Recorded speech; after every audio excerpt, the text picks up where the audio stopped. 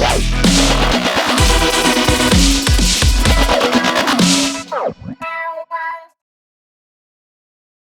everybody. I wanted to jump on here really quickly and talk about Nicki Minaj and this feud she has going with Jay Z and Beyonce. I'm also going to tell you what role Meg the Stallion plays in all of this and how I don't see this getting better anytime soon. So, back in the early teens, Nicki Minaj and Beyonce were friends. They had a mutual respect for each other.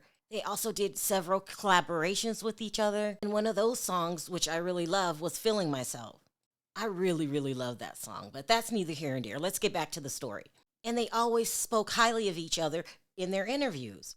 That is until Nicki Minaj married Kenneth Petty. Now, we all know Kenneth Petty went to prison for R-ing someone, and we also know that he is currently a registered sex offender. And not only is he an offender, he's a third tier offender. And third tier is considered the worst of the worst.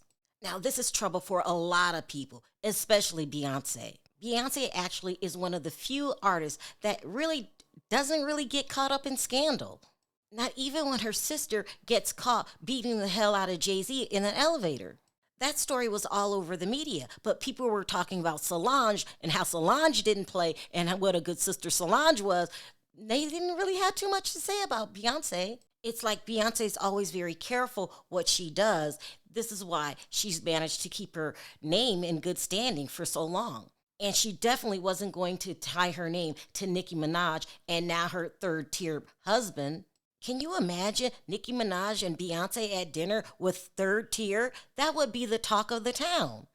It's like Beyonce could see it coming and she wanted no parts of it, which is understandable. Beyonce has a huge career she has to look after. But the problem came when she didn't tell Nicki Minaj. She simply stepped away with no explanation. Now, according to the rumors, Nicki was very hurt by this. And she had no idea what she did to Beyonce. Or did she not want to know why Beyonce pulled away from that friendship? Because to a lot of people, the writing was on the wall. Because when you marry a third tier ex-offender, a lot of people are going to pull away. I mean, like, really, Nicki, that should be self-explanatory. But anyway, she got very hurt, and the hurt turned into anger, and then the next thing you know, she cannot stand Beyonce. Now, let's add a little more ingredients to the story, because it gets worse. Now, we all know that Jay Z is the founder of Roc Nation. And Roc Nation is a full-service management, music publishing, and entertainment company. And they signed Meg the Stallion in 2019. Now, because Roc Nation is a management company and not a record label, Meg is still considered an independent artist. But according to Nicki Minaj, Roc Nation is 100% in charge of Meg's career. And not only that, she claims that Jay Z is planning on turning Meg the Stallion into a Nicki Minaj. And Nicki feels ultimately Jay Z wants to push her out of the music business completely. Now, this is nothing new. Record companies do this all of the time, and now management companies are doing it. They find a younger version of who's hot and popular, and they try to compete and ultimately try to push whoever's on top out the business. And so Nicki has every right to feel that this is happening to her because it is. Even though Roc Nation keeps denying that it's happening. Well, that's just how the game is played. They're going to deny it, but I believe there is a plan in place to push Nicki Minaj out of the rap game completely. And this is why Nicki's extremely salty towards Jay Z. Now let's add a little bit more ingredients to the story.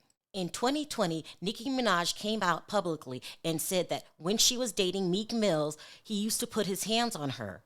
Now, according to Nicki, this was very traumatic for her because she said growing up that her father used to put his hands on her mother and they lived in fear because they didn't know what he was going to do. And one time he even set the house on fire while Nicki's mother was inside. Now, according to Nicki, she was ashamed that she found herself in the same situation that her mother was in. And she said she refused to live that way. However, before she can do anything about it, she finds out that Jay Z is put the fix in. Meaning he prevented the story from going out to the public, which ultimately would have damaged Meek Mill's career. Now, according to Meek Mill, Nicki made this story up completely. He said he never put hands on her, and Jay Z never helped him cover up anything. He said Nicki's going around saying this because ultimately she's just a mean, vindictive person that is trying to ruin his career. Now let's fast forward to the current day. We all know a couple days ago, Meg the Stallion released a song called His. And in the song, she says, "Those hoes don't be mad at Megan. Those hoes mad at Megan's Law." Now, this is an obvious diss to Kenneth Petty, who is a tier 3. This caused Nicki to come out and start saying all kind of things. But one of the most important things that she said was that Jay Z, aka Rock Nation, and they're responsible for Tory Lanez being locked up because they hid valuable information about the case, which would have shown that Meg the Stallion lied on Tory. Then Whack 100 comes out and verified Nicki's claims. Say is this: when the video come out that the DA tried to suppress, that my legal is now involved in, there will not be a no more Meg Thee Stallion. Oh, Clip it. Clip that The shit. appeal is coming. When the video comes out from the little Asian girl that followed them from the time they saw him arguing in the car, that the DA tried to suppress and threaten their family with all kind of other shit, shout out to the private investigators. I want to see what the Meg Thee Stallion fans are going to say then. I want to see, are y'all going to counsel her for lying and putting that black man in jail? We're going to see. Then Joe Budden comes out and insinuates that Meg's PR team, aka Rock Nation, always does things to cover up for Meg. Something else too, and I'm shutting the what's fuck that? up on this. No, This go is this ahead. is another reason that I'm not mad at the lying on your dead mama line.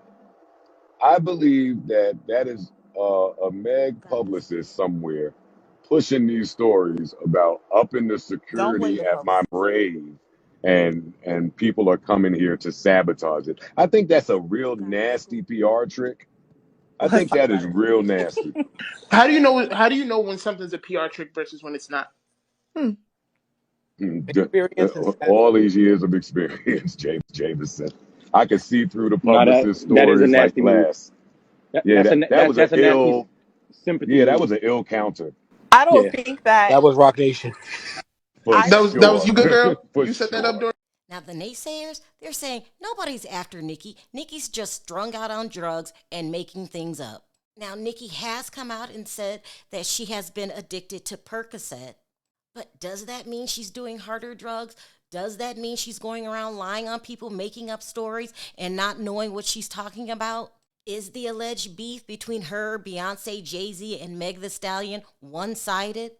I mean, it really is hard to say with all of this that's going on. But I do know this. I gave you guys the information. So when Judgment Day comes, because believe me, you people, the truth eventually always comes out. You guys know what's going on. So let me know your thoughts on the situation up until now. Until next time, bye for now.